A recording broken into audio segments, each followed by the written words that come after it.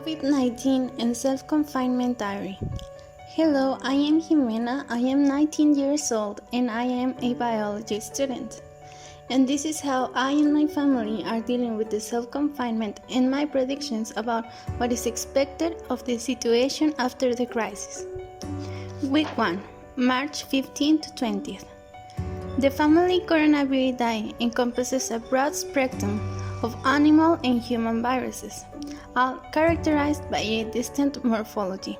Prior to 2003, members of this family were believed to cause mild respiratory illnesses in humans. COVID-19 is the disease caused by the new coronavirus that emerged in China in December 2019. Symptoms include cough, fever, shortness of breath, muscle ache, sore throat, unexplained loss of taste or smell, diarrhea, and headache. COVID-19 can be severe and in some cases have caused death. The new coronavirus can be spread from person to person. It is diagnosed by a laboratory test. There is no coronavirus vaccine yet. So this is what happened. On March 2020, a pandemic spread around the world. This year, the health and sanitary organizations, as well as the government of many countries, declared that in order to prevent the massive spread rate of this illness, everyone must stay in lockdown and follow prevention norms.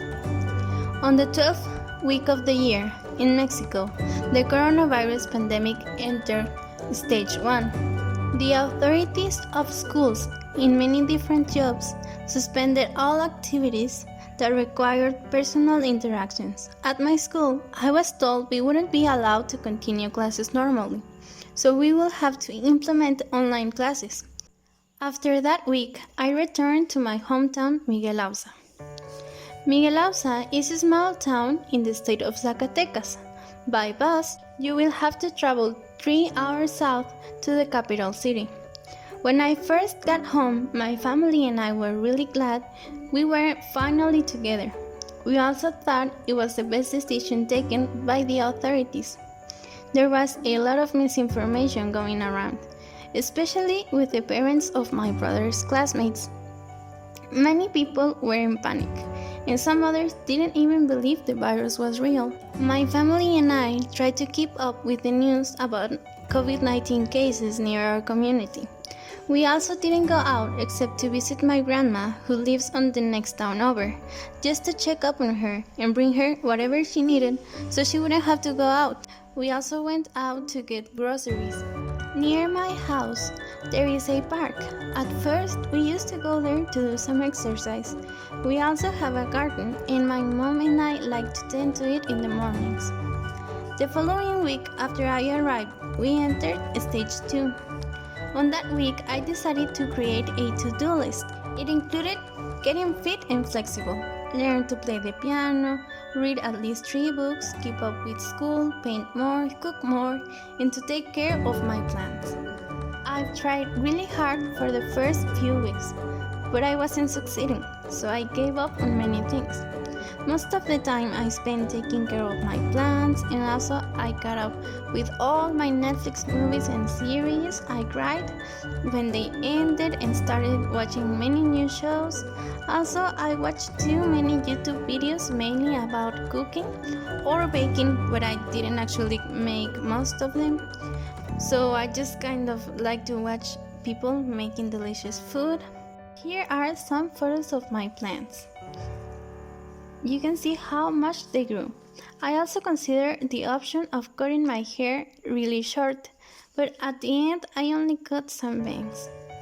I also overshared everything on social media, and I burned the paperwork I did while I was in med school. All of my hard work and all those sleepless nights were gone in just a second, and for some reason that made me really happy. I also ate a ton of chocolate and talked to my friends every night. I miss them a lot. After 3 weeks passed, the president at my town declared a lockdown because many people weren't attending the preventive norms. On the news they said that they estimated the peak of the outbreak to be on Thursday, April 16. However, we now know that it wouldn't be on that day because every week we keep listening to the people on the news saying next week it will be. It passes and then they keep saying next week.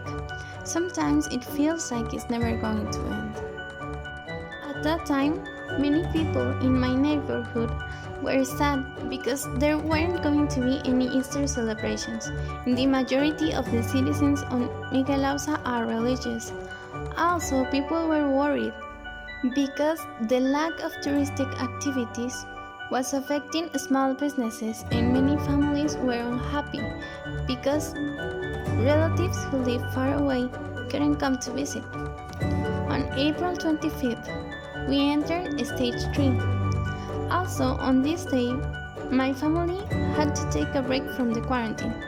It was because for the past few months, well, actually for the past 4 years, I've been having health problems.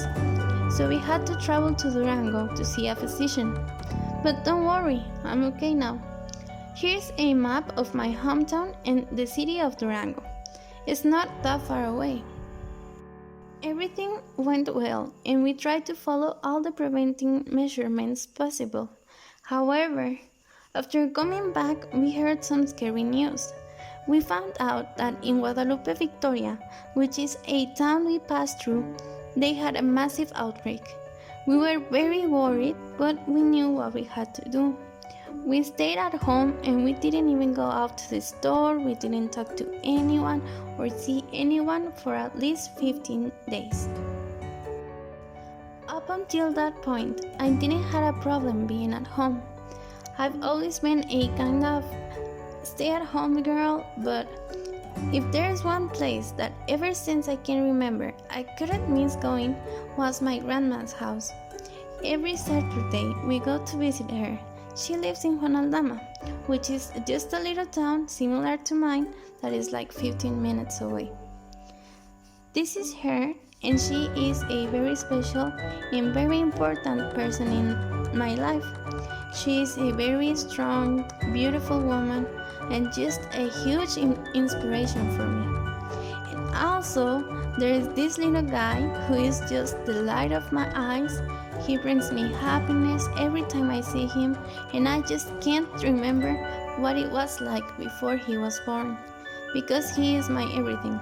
So of course, my grandmother's house is my happy place, my safe place, the place I go whenever I'm happy or sad or I'm going through something.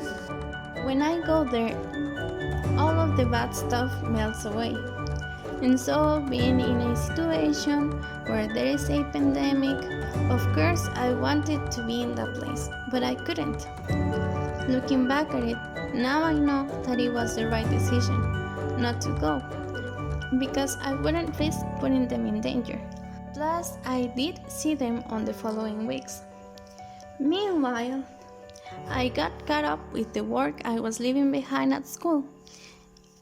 I started attending online classes, so for the most part of that 2 weeks I spent sitting in front of a pile of work that I hadn't finished. It was a very productive week. It was also at that time when we were informed that we will be going back to school on June 1st. Until then, we hadn't heard anything about going back to school for the last few weeks. So my classmates and I were worried because we didn't know if we were going back or how the teachers were going to grade us. The only thing we knew was that the returning to school date kept getting delayed. On April 30 was the first time there was a registered case of COVID-19 on Miguelauza, but there were still people having parties, kids playing out in the streets, and just a few of the overall people outside had face masks. On May 15, I woke up to the news of the cancellation of the presential classes on this semester. Many of my classmates were doubting that it was real, that they wouldn't be coming back to the classroom. But on the evening of the same date, it was confirmed by the school authorities. After that day, and up until June 1st, people were telling me about leaving, going out of town, or even going out of the country to work. There is a lot of migration to the United States here in my town. That's the way of living for many people. And they were desperate. They had to work, so they risked their health to go get money for their families. And even still, many people just wouldn't believe that COVID was real. On June 1st, there was an announcement about Zacatecas being the only state on the country to start the month at a high-risk spreading rate. That sounds really bad, and it is, but it meant that there was a possibility to return to some non-essential activities. For many people, it was a relief to finally reopen their businesses. There was also another announcement from the authorities of my town. They told us that the quarantine finally ended, and it was the responsibility of every single citizen to take care of themselves. But it seems like the only thing people heard was, "You can go out now, no one is going to tell you anything, so go party." It was so bad. The people just wouldn't understand that the coronavirus wasn't just over, that there will be unforgiving consequences for their actions. So of course, the outbreaks increased all over the country. My school published a school year calendar where classes for the next semester will be starting online, and supposedly on September we will be returning to the classrooms. Of course, this information isn't set on stone, so I am finishing up this school year uncertain about what is going to happen. I hope everything turns out alright. This month also was a historic period for the Black Lives Matter movement and of course the LGBT movement. There was a lot of political news and changes. This year overall has been packed with historical occurrences in many parts of the world. Sometimes it even feels like it's the ending of the world, like everything is part of a movie. So here are some of my final thoughts and predictions about all of this. I've always been better at expressing myself through writing instead of the other forms of expression. So here are some of the things that I wanted to say. If you want to read them, and I guess this is the end of my diary. I'm sorry it didn't end on a happy note, but it's a hopeful one. I am hopeful that everything will turn out alright. We have to adapt to change, and it is what I am trying to do. And for my teacher, thank you so much for doing your best on this difficult school year. I am sure you were trying to teach us on the best way you could, so thank you so much, and I hope to you and to anyone who might see this that you have a happy, healthy life. I hope everything turns out okay, and I hope we see each other on September. Thank you for watching all the way through this, and goodbye.